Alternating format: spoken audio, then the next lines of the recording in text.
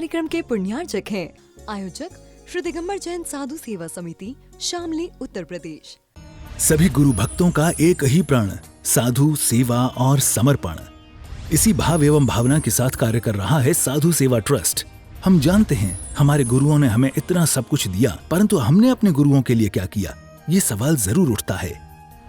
देश के कई ऐसे प्रांत हैं जहां पर दिगंबर मुनियों को विहार करने में बहुत कठिनाई आती है। चौके वाले न मिलने पर विहार के दौरान आहार की व्यवस्था भी नहीं बन पाती।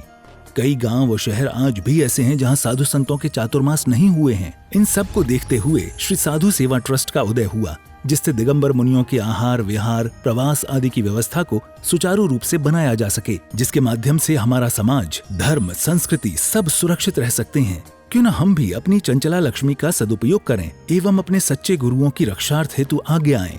योजना: परम संरक्षक 1,11,111 रुपए, वरिष्ठ संरक्षक 51,151 रुपए, संरक्षक 31,131 रुपए, आजीवन सदस्य 21,121 रुपए, सदस्य 11,111 रुपए। खाता विवरण: account name VVSP Sadhu Seva trust, bank name HDFC bank limited, account number 50200073358170, IFSC code HDFC 0001273, trust PAN card AADTV 8567E, mail ID vvspsadhusevatrust@gmail.com।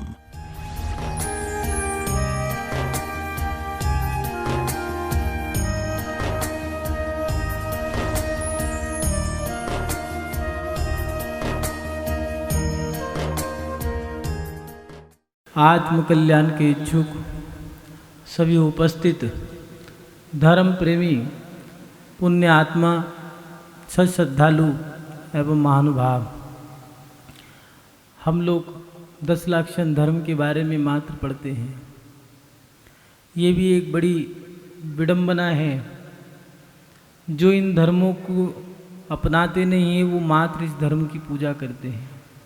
जैसे ही इस धर्म को अपना लोगे, इन धर्मों को अपना लोगे, तो लोग आपकी पूजा करने लगते हैं। एक विशेषता है, जब भी कभी हम मुनि महाराज को देखते हैं या निर्गंथ साधुओं की साधना या फिर कोई मुनि महाराज की दीक्षा का कार्यक्रम देखते हैं, केश लुंचन इत्यादि परिचयों को देखते हैं, तो हमारा भी मन होता है कि काश हम भी संसार को छोड़ कर के मोक्ष मार्ग पर बढ़े। मोक्ष मार्ग पर बढ़ने के लिए 5 महाव्रत, 5 समितियाँ, 3 गुप्तियाँ, ये 13 प्रकार का सकल चरित्र है। और इसके साथ साथ मुनि महाराज के 28 मूल गुण, 22 परिचय हैं। ये सब तो मुनि महाराज करते ही हैं, लेकिन उनके अंतरंग में जो धारण है वो 10 प्रकार के धर्म हैं। उन 10 धर्मों की आप 10 लक्षण पर्व के समय में पूजा करते हो। वो मुनि महाराज जो सप्तम गुण स्थान में अपने ध्यान में लीन है, 6ठे गुण स्थान से लेकर 14वें गुण स्थान तक 3 कम 9 करोड़ मुनि महाराजों की संख्या बैठती है। आप सभी लोग 10 लक्षण पर्व में इन 10 धर्मों को पूजा या फिर विधान के माध्यम से बड़े आनंद से मनाते हो। कभी कभार मन होता है कि हम इन धर्मों को धारण करें। कल आपने उत्तम क्षमा धर्म के बारे में जाना कि क्षमा धर्म को धारण करना है तो इसकी विपरीत दशा को त्याग करना होगा, और वो है क्रोध। जब हम क्रोध त्याग करते जाएंगे उतना उतना हमारे अंतरंग में क्षमा धर्म आता चला जाएगा।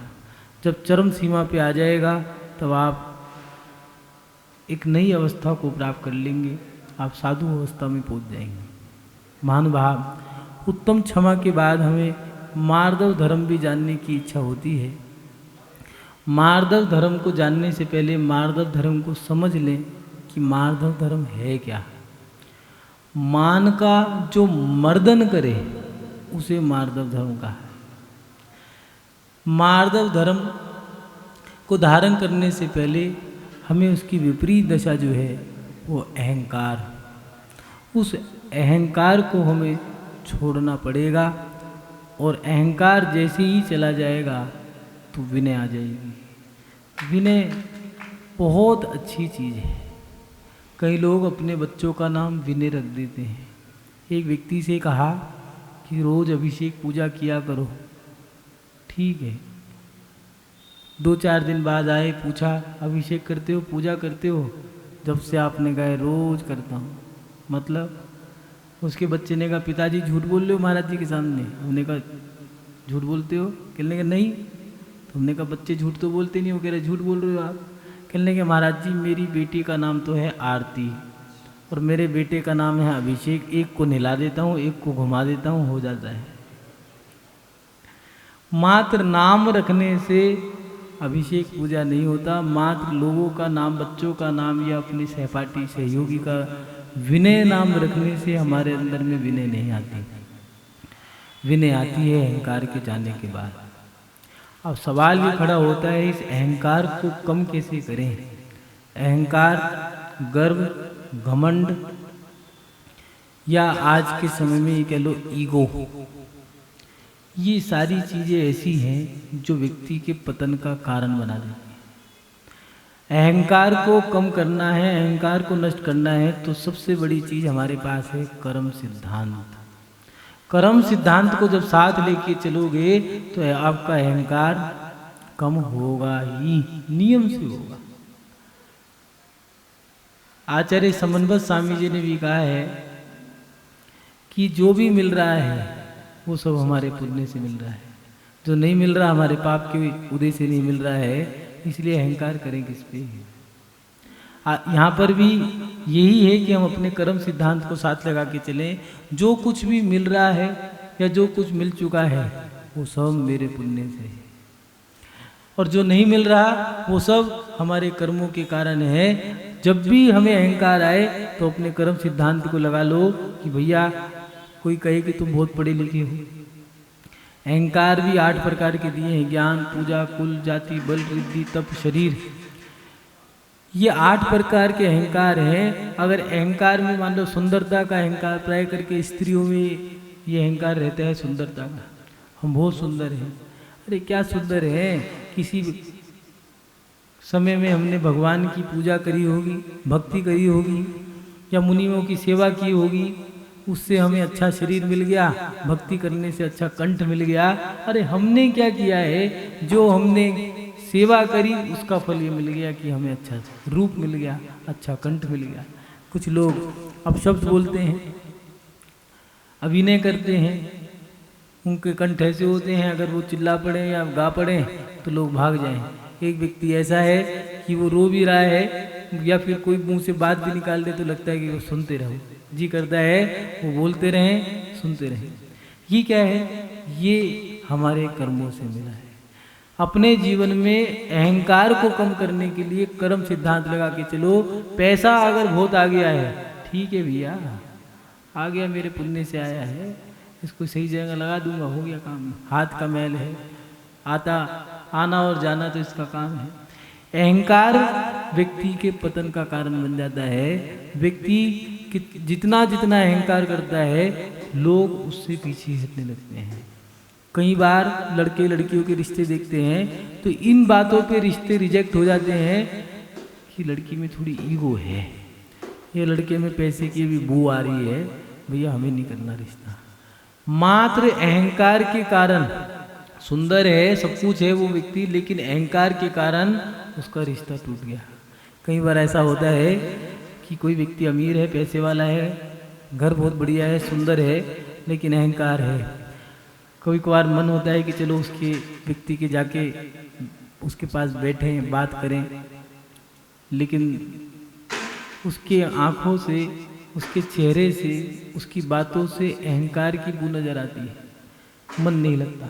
लेकिन जो व्यक्ति गरीब है उसके छोटे से घर में भी जाकर के जमीन पे बैठ के भी आनंद आता है कि सुनो ये व्यक्ति अच्छा है, दिल का, मन का, पेट का साफ है, कोई अहंकार नहीं, कोई कुछ नहीं है। उसके यहाँ की एक रोटी पे उसने मात्र नमक मिर्च लगा दिया है और कह दिया है, वो महिला कह रही सुनो जी जी खा के देखो अच्छा लगेगा। वो घी की चुपड़ी भी रोटी भी अच्छी लग रही है, और वो अमीर आदमी जिसके अंदर अहंकार की बू है, उसकी रबड़ी में भी स्वाद नहीं आ रहा। क्यों? क्योंकि अहंकार नजर आ रहा है। अहंकार से रिश्ते टूट जाते हैं, अहंकार से हमारा पतन हो जाता है। इसलिए हम अपने जीवन में अहंकार ना करें। अहंकार को पचाने के लिए दिया है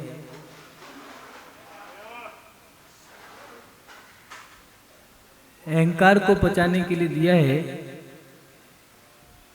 कि अपने कर्म सिद्धांत को साथ लगाएं। दूसरी बात, अपने जीवन में अहंकार को पचाना है, अहंकार को कम करना है, तो अपनी आलोचना, निंदा, ग्रहा ये सब करें। अपने आचार्यों ने 15 दिन में, माह में, 2 माह में, 4 माह में, 6 माह में, नहीं तो वर्ष में प्रतिक्रमण की प्रायश्चित की व्यवस्था बनाई है, जिससे कि आप अपनी आलोचना, निंदा, ग्रह करते रहो। आपको गिलानी होगी, आपका अहंकार टूट जाएगा, अपने आप अंतरंग से गिलानी होगी, अंतरंग में अपने आप विनय आएगी, अपने आप आपका क्रोध शांत हो जाएगा। अपने अवगुणों को देखो कि हम कितने बुरे हैं। अपनी आलोचना, निंदा करा करके अपने अवगुण, अपने दोष जितना देखोगे, आपका अहंकार उतना टूटेगा। मैं कितना अहंकारी हूँ, मैं कितना क्रोध करता हूँ, मैं कितनी देर से उठता हूँ, मैं कितना चिल्लाता हूँ, मैं कितना लोगों का अपमान करता हूँ, मैं कितना माता पिता की अभिनय करता हूँ। जितना जितना आप अपने दोषों को देखोगे, उतने आप अंतरंग से सरल बनते जाओगे। ये नियम है। व्यक्ति जब सरल होगा तो देखना उसकी दृष्टि अपने पे होगी। जिसकी दृष्टि पर पे है वो व्यक्ति अहंकारी नियम से होगा। जो व्यक्ति सोच रहा है कि ये सब कुछ मैंने किया है, ये मेरा है, वो व्यक्ति अहंकारी होगा। इसलिए अपने जीवन में अपने दोषों को देखो। कहा भी है, पाप दिखा दिखा करके, पुण्य छुपा छुपा के करें। जितना पुण्य को दिखाओगे उतना अहंकार बढ़ेगा, और जितना पाप को दिखा के करोगे, लोग आपकी निंदा करेंगे, आपके ऊपर चिल्लाएंगे, चीखेंगे, डांटेंगे, आप पे ताने मारेंगे। एक ना एक दिन आप उस पाप को छोड़ दोगे। लेकिन ये भी सच है, अंधेरे में अंधेरा है, उजाले में सराफत है।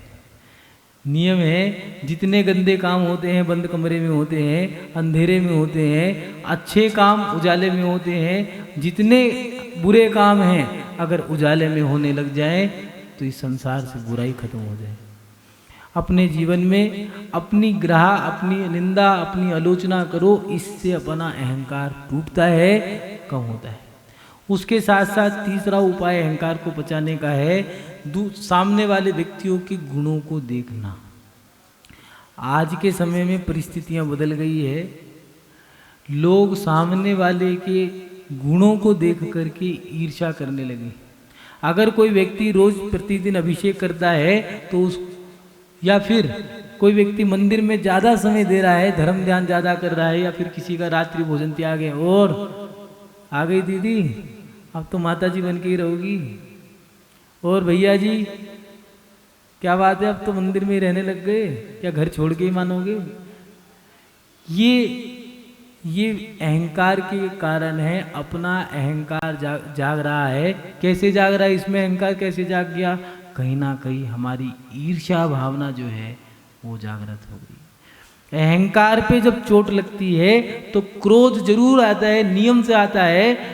रावण एक ही बात कहा करता है, एको हम ना भूतो ना भविष्यति, एको हम ना भूतो ना भविष्यति, मैं हूं, मेरे जैसा ना हुआ है ना होगा।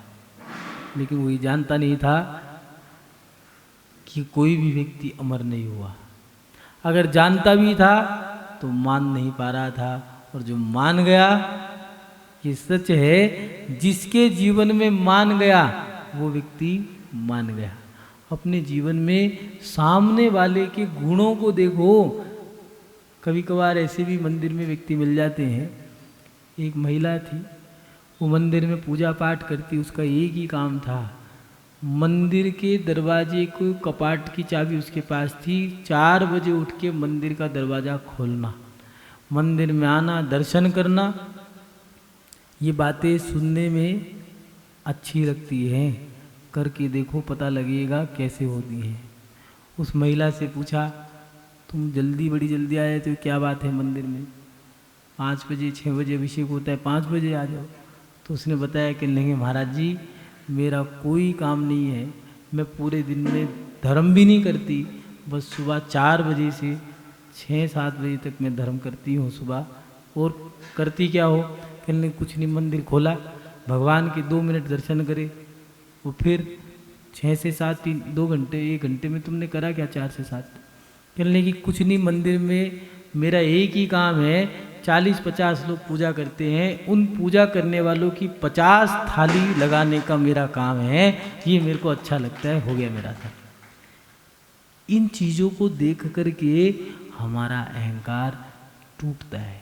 सामने वाले के दोषों को देखो, जितना आप उसके गुणों को देखोगे उतना आप सरल बनोगे, जितना आप दोषों को देखोगे आपका अहंकार उतना बढ़ता रहेगा। अगर हमारा बच्चा अच्छा है तो उस बच्चे को देखो कितना विनयवान है, कितना बढ़िया है। कई माता पिता अपने बच्चों के अंदर बस पढ़ता ही नहीं है, महाराज जी समझाओ, पढ़ता ही नहीं है, खेलता ही रहता है। नंबर कितने आते हैं? नंबर तो 95-97% आते हैं, नंबर तो ठीक आते हैं, लेकिन फिर भी पढ़ता ही नहीं है। क्यों भैया, बिना पढ़े नंबर आ गए क्या? कई लोगों की आदत है बुराई करने की। सामने वाले के दोषों को मत देखो, गुणों को देखो। जितना दोषों को देखोगे उतना अपना अहंकार जागृत होता है, अपनी कषाय बढ़ती है। सामने वाले के गुणों को देखो। पहले के लोग गुणों को देखा करते थे। एक बात है भैया, व्यक्ति कैसा भी हो लेकिन पेट का साफ है, कितना भी चिल्लाता हो, लड़ता हो, झगड़ता हो, लेकिन हाथ का साफ है, मन में मैल नहीं है। वो लोगों, पहले के लोग, पुराने लोग व्यक्तियों के गुणों को देखते थे, आज के लोग अवगुणों को देखते हैं। घरों में लड़ाई किस लिए है? बच्चे सास से या ससुर से, सास ससुर कहते हैं, ससुरा ससुरी, सास ससुरी कहते हैं ना। सास और ससुर से सब बहू ने या बेटे ने पिताजी से नमस्कार कर दिया, नमस्ते कर दी, पिताजी पैर छू दिए या त्योहारों के समय, सास भी कैसे रिएक्शन करेगी? ऐसा लगा उसने कोई जहर दे दिया हो। हाँ ठीक है, अरे भैया चरण छू रहे हैं, उन्हें आशीर्वाद दो। पहले के लोग चरण छुआ करते थे तो पुराने लोग आशीर्वाद देते थे, बेटा जीते रहो, सदा सुहागन रहो, दूधो नाहो पूतो फूलो, यशस्वी भव, दीर्घायु हो, यश बढ़े, ऐसे आशीर्वाद देते थे। बच्चे भी खुश होते थे, उनको लगता था बस मन प्रफुल्लित हो गया। लेकिन आज हम कहीं ना कहीं अपने अंतरंग में गुणों को धारण नहीं कर पा रहे, दोष हमारे अंदर बहुत हैं। हमारा अहंकार सामने वाले की बढ़ोतरी नहीं देख पा रहा, हमारा अहंकार सामने वाले को आगे बढ़ता हुआ नहीं देख पा रहा। अगर ये व्यक्ति आगे बढ़ रहा है तो पहले इसकी टांग खींचो। केकड़े वाला सिस्टम बना दिया है। अगर कोई ऊपर चढ़ रहा है, किसी का समाज में यश फैल रहा है, या फिर कोई व्यक्ति अगर सभी का चहेता बन गया है, तो पहले बस इसे नीचे उतारो, बिल्कुल इसकी बेइज्जती करो, इस पे आरोप लगाओ, इस पे दोषारोपण करो। क्यों? क्योंकि ये व्यक्ति ऊपर चढ़ रहा है। दोषारोपण क्यों किया? ऊपर चढ़ना नहीं, मैं नहीं चढ़ पाया इसलिए इस व्यक्ति को नीचे गिराना है। ये काम ये गंदे लोगों के, नीच क्षुद्र जाति के लोगों के कार्य हैं। बड़े व्यक्ति की सोच बड़ी होती है, विकराल सोच नहीं होती, विशाल सोच होती है। अपनी सोच बड़ी करो। अहंकारी व्यक्ति की सोच छोटी रहती है। छोटी सोच पैर की मोच व्यक्ति को जीवन में कभी आगे नहीं बढ़ने देती। आगे बढ़ना है तो अपनी सोच को बड़ी करो। इसलिए सामने वाले के गुणों को देखो, और गुणों को देखोगे तो आप एक दिन गुण धारण कर लोगे। और दोषों को, अपने दोषों को देखो, दूसरे के गुणों को देखो, मान भाव आपका अहंकार नियम से कम होगा। और अंतिम उपाय दिया है, सबकी विनय करो। जितनी विनय करोगे उतना आप ऊपर उठते जाओगे।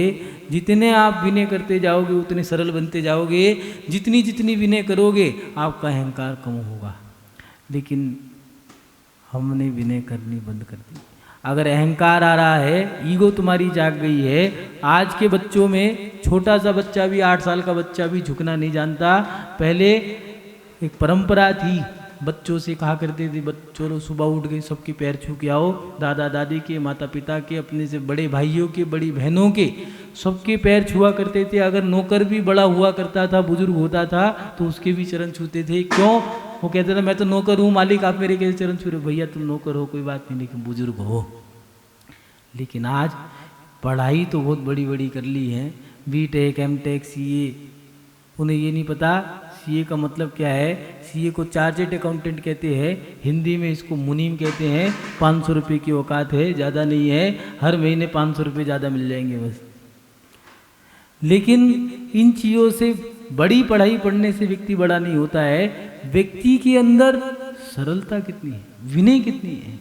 अगर किसी से धक्का भी लग गया, कंधे से कंधा टकरा गया, तो 2 मिनट रुकते थे, कहते थे भाई साहब गलती हो गई, क्षमा करना, कहीं लगी तो नहीं है, माफ़ कर देना, मेरी गलती है। जबकि वो कहने का नहीं, गलती मेरी है, आप क्षमा मत मांगो। अब तो सारी कह के भाग जाते हैं। चौके में गए, साड़ी का पल्लू हिलाया, 1 लोटा जूस था वो फैला दिया। वो बेचारे ने पूरी मेहनत करी 1-2 घंटे, 1 किलो जूस में, मान लो उसने एक गिलास जूस में, 1 लोटा जूस में उन्होंने अनार मंगाया होगा, 1 किलो अनार लग गए उसके, कोई बात नहीं। वो आए, 1 पल्लू फैलाया, पूरा जूस फैलाया, सारा जूस फैल गया। वो व्यक्ति कह रहा वो जूस फैल गया, कुछ नहीं, सारी कह के भाग जाओ, अपने को कोई फर्क नहीं पड़ता। अरे हाथ जोड़ के क्षमा मांग के तो देखो, सामने वाला भी पानी पानी हो जाएगा। लेकिन ये व्यक्ति वही करेगा जिसके अंदर सरलता हो, विनय हो। एक जंगल में एक शिकारी था, और वो शिकारी शिकार करता बड़े बड़े जानवरों का। उसका यही व्यापार था, जानवर को मारता और उनको बेच देता। एक दिन शिकार करने गया, सुबह से शाम हो गई, कोई शिकार नहीं मिला। शाम के समय में आखिर में उसने एक कबूतरी पकड़ ली, जाल में पकड़ करके उसे दबोच लिया। शाम हो रही थी, शाम भी ढल गई, रात होना शुरू हो गया। उसने कहा चलो कोई बात नहीं, जंगल में ही विश्राम कर लूँगा। पेड़ के नीचे, उसी पेड़ के नीचे बैठ करके विश्राम करने लगा। अग्नि जला ली, ठंड का समय था। कबूतरी बहुत देर तक तड़पती रही। आखिर में कबूतर आ गया, देखने लगा, देखा उसने, ओ मेरी कबूतरी तो पकड़ी गई। उसने कहा क्या करूँ, शिकारी को मारना चाहिए, कैसे करूँ? चोंच में कांटा दबा के लाया। उन्होंने कहा कांटा दबा इसके गले पे मार देता हूँ, मर जाएगा।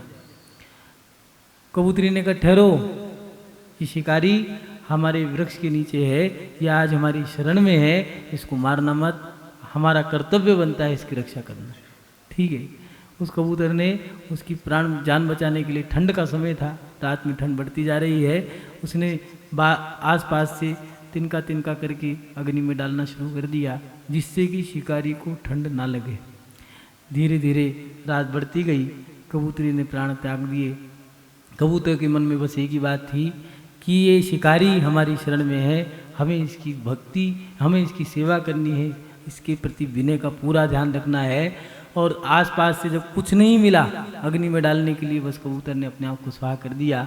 जब ये सारे दृश्य को शिकारी ने देख लिया, वो जान गया, तो उसका मन इतना परिवर्तन हो गया, उसने कहा हाय मैंने क्या कर दिया, कबूतरी और कबूतर ने तो मेरी रक्षा करी, मैंने इनके प्राण ले लिए। बस उन्हीं की विनय से इतना प्रभावित हुआ कि उसने जीवन भर शिकार का त्याग कर दिया। मान भाव, ये है विनय का प्रभाव। हमारे जीवन में क्या ऐसी विनय नहीं आ सकती? क्या ऐसी दया के भाव हमारे नहीं हो सकते? कभी कभार मन में विकल्प आता है, बड़ा दुख होता है कि जानवरों के उदाहरण इंसानों को देने पड़ रहे हैं। पहले जानवरों को इंसानों के उदाहरण दिया करते थे, लेकिन आज पंचम काल में हमें दुख है इस बात का कि जानवरों के उदाहरण, त्रियंचों के उदाहरण इंसानों को देने पड़ रहे हैं। अपने जीवन में विनय को धारण करो। अहंकार जितना जितना बढ़ता है, व्यक्ति उतना घृणा करते हैं। विनय जितनी आती है, आपके अंतरंग में उतना परिवर्तन होगा। विनयवान को देख करके व्यक्ति अपने आप को बदल देता है। कई बार इतने अच्छे व्यक्ति मिल जाते हैं कि उनके जीवन, हमारे जीवन में उनकी छाप छूट जाती है। सहजानंद वर्णी, गणेश प्रसाद वर्णी, जिनेन्द्र प्रसाद वर्णी, ये जो वर्णी हुए हैं लोग, जो लोग इनको देख रहे थे या जो इनके साथ रहे, वो लोग, उन लोगों ने शास्त्र नहीं पढ़े, मात्र इनकी चर्या क्रिया से ही ये मुनि नहीं थे, मात्र प्रतिमाधारी थे, इतने सरल थे कि लोग उनसे इतने प्रभावित हो गए कि वो बंडी जी रह गए। उनकी चर्या क्रिया सरलता को देख करके कई लोगों ने तो दीक्षा ही ले ली, मुनि महाराज बन गए। क्या हमारे जीवन में ऐसी सरलता नहीं आ सकती?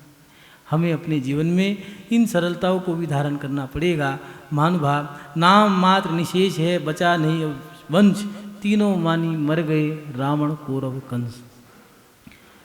जितने भी अहंकारी थे उनका नाम और निशान नहीं है। आज तक का इतिहास है, किसी भी माँ ने अपने बच्चे का नाम कंस नहीं रखा, किसी ने अपने बच्चे का नाम रावण नहीं रखा, किसी ने अपने बच्चे का नाम कौरवों के, कोई इतने कौरव थे, एक भी नाम दुशासन दुर्योधन नहीं मिलेगा बच्चों का।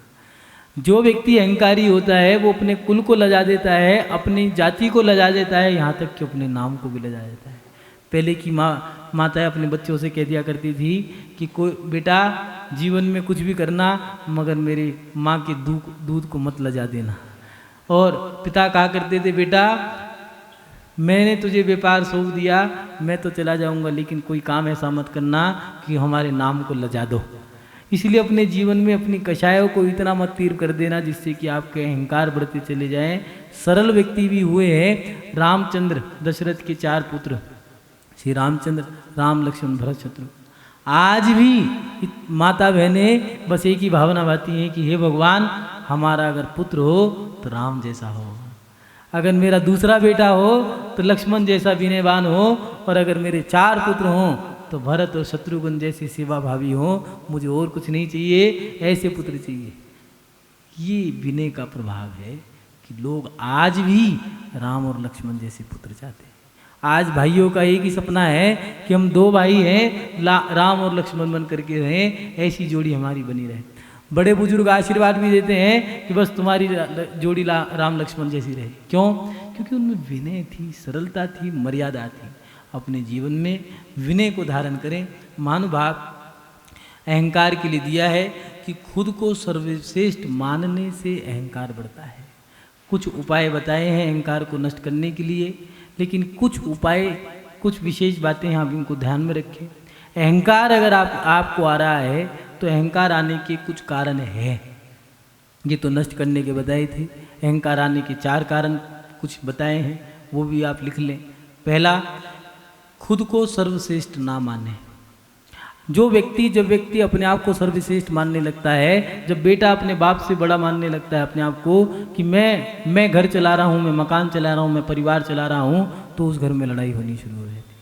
क्यों? क्योंकि उसके अंदर परिवर्तन आ जाता है, और वो परिवर्तन क्या आया है? उसके अंदर अहंकार आ गया।